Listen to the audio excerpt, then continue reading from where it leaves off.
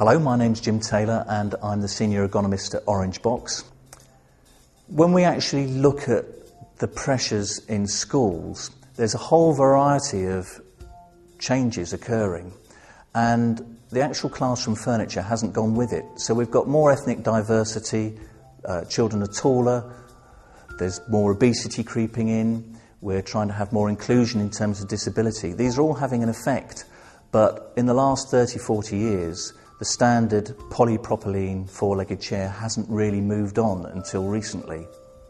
So if we look at the two main activities in the classroom, students are likely to be either sitting back listening to the teacher or coming forward and doing some work at the table.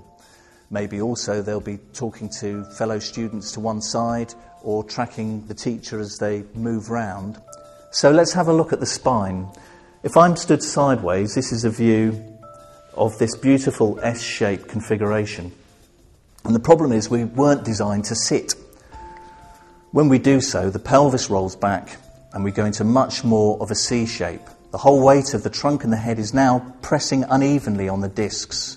Eventually they begin to bulge and they will trap nerves, and that causes the back pain. So let me introduce you to the Newton chair. This is our take on some of the issues we've discussed. We have this simple two-position rock, the listening and then the coming forward. We've got a built-in foot plate, so smaller students can move the seat back, exposes the foot rest, they're elevated high enough to work at the table comfortably. We've got, in this forward position, a good texture on the seat so people don't feel they're sliding off. It's not a four-leg, it's a reverse cantilever, which means that students' feet can happily move backwards and forwards.